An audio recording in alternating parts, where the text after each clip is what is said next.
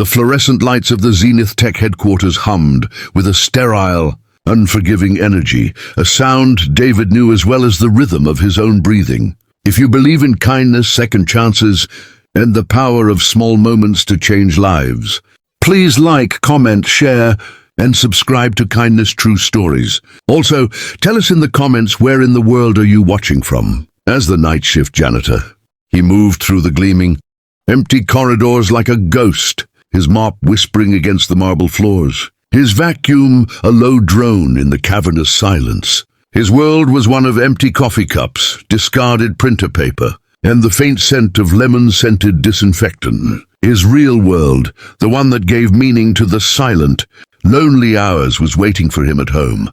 His 7-year-old daughter, Lily, who had been deaf since birth.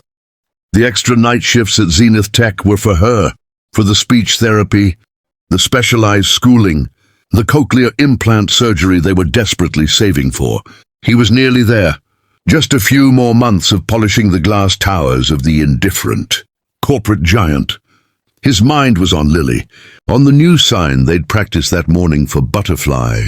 When the elevator doors on the executive floor pinged open, he looked up expecting emptiness, but instead saw Alara Khan, the CEO herself, a woman whose face was on the cover of business magazines and whose decisions dictated market trends. She was known for her ruthless efficiency and a steely demeanor that could freeze a boardroom. To David, she was less a person and more a force of nature, a distant entity whose office he cleaned with extra care. Tonight, however, the formidable Ms. Khan looked uncharacteristically disheveled. Her usually immaculate blonde hair was slightly loose, and her eyes, wide with a panic so raw it was palpable, scanned the empty corridor before locking onto him.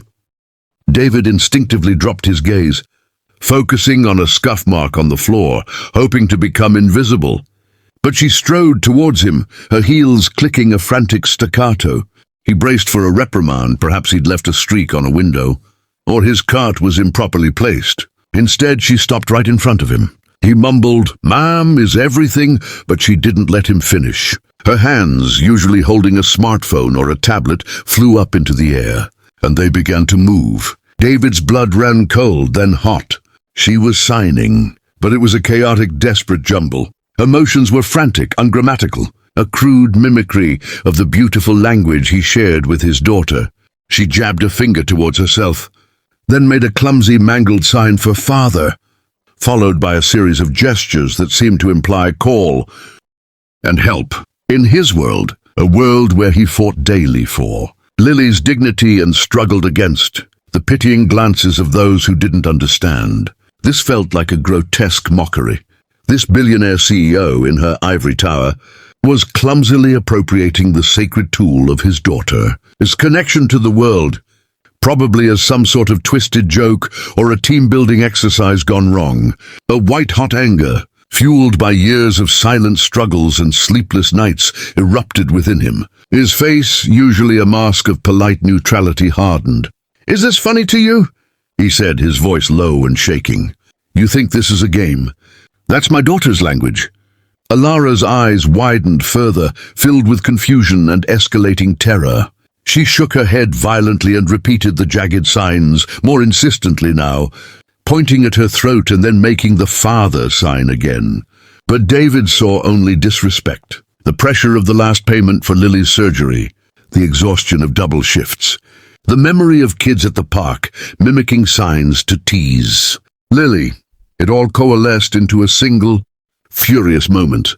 "Get away from me," he snapped, his voice echoing in the quiet hall. "Just get away!" He turned his back, a monumental act of defiance in the Zenith Tech hierarchy, and pulled his radio from his belt. His voice was tight with fury as he called security. "This is David on floor 40. I'm being harassed by an intruder." Impersonating an executive. "I need assistance immediately." He emphasized the word intruder. Within 2 minutes, the heavy footsteps of security echoed down the hall. 2 burly guards arrived, took in the scene. The furious janitor and the disheveled, silently pleading woman. They recognized David. They didn't recognize the panic-stricken Alara without her aura of power. "Sir, step aside," one said to David. They moved towards Alara. "Ma'am, you need to come with us." "You're trespassing on private property after hours." Alara tried to speak, but only a strained, awful croak emerged. She pointed frantically at her throat, then at David, then back to her throat, her hands flying back into those desperate, broken signs. The guards saw a disturbed woman making weird gestures. "All right, that's enough," the senior guard said, taking her firmly by the arm. David watched, his anger cooling into a knot of cold satisfaction as they escorted the struggling, silent CEO towards the elevator. She looked back at him just once, her eyes not angry but pleading, desperately pleading before the doors closed. The silence they left behind was deafening. David returned to his mopping, but the satisfaction curdled into unease. The look in her eyes. It wasn't mocking. It was the look Lily had when she'd fallen and couldn't cry out for him. A sick feeling began to churn in his gut. An hour later, as he was emptying trash bins, a news alert flashed on a forgotten television in a break room. The sound was off, but the closed captioning scrolled rapidly. "Breaking! Zenith Tech CEO Alara Khan rushed to St. Vincent's Hospital after a severe allergic reaction at a charity gala. Sources say her throat closed up entirely. She was unable to speak. She is currently in stable condition." The screen showed a photo of Alara from the gala, then a blurry image of her being helped into an ambulance. The timestamp was just minutes before she'd appeared before him. The mop handle clattered to the floor. The mangled signs flashed in his mind, not mockery, but a literal, life-saving plea. Throat, father, call, help. She wasn't joking. She was dying. And she'd used the only language she could muster to ask him, the janitor, to call her father. He had mistaken a cry for help for an insult. The weight of his mistake crushed him. He ran to the elevator down to the security office, his heart hammering against his ribs.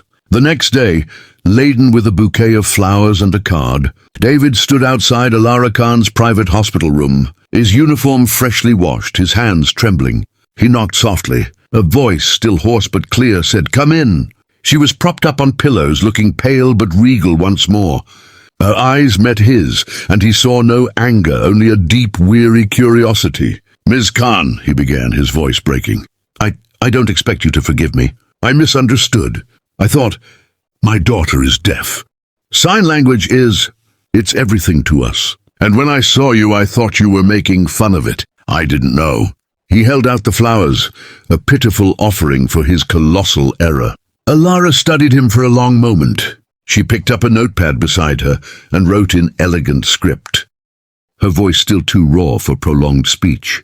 She showed it to him. "You were protecting your daughter's world." "I understand. In my panic, I remembered only the signs my deaf nephew taught me years ago. They were my only lifeline." David read it, and tears welled in his eyes. "I called security. I had you escorted out. You could have—" She took the pad back, writing again. "The ambulance was already called from the gala. I wandered into my own building, disoriented. You acted on what you saw.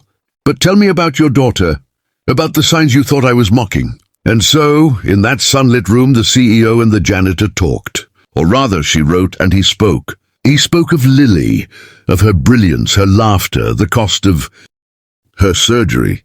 Alara listened, then wrote a question that changed everything.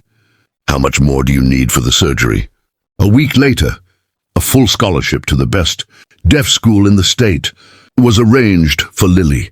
Her surgery was scheduled at the top hospital, fully funded by a new corporate outreach program Zenith Tech announced, focusing on children with disabilities. David was offered a day shift position with better pay, but he proposed something else, a program to teach basic sign language to all Zenith Tech employees, starting with security and front desk staff. Alara approved it immediately, with him as the lead trainer. The story that began with an escort out of the building ended with a bridge being built. It was a lesson that true communication goes beyond words or perfect signs. It's about the intent behind them and the humility to listen, even when the message is imperfectly delivered. David learned that dignity isn't about never being mistaken. It's about having the courage to correct the mistake. And Alara learned that the most important voices aren't always the loudest from the boardroom. Sometimes they are the quiet, honest ones that echo in the empty halls after dark, teaching her that kindness is the most powerful technology of all. Thank you for watching this story of misunderstood signs and heartfelt redemption. If this tale reminded you that empathy can bridge the widest gaps, please show your support for our channel. Like, share, and subscribe to Kindness True Stories. Your support helps us share more powerful narratives that illuminate the hidden kindness in our world. Together, let's spread stories that matter.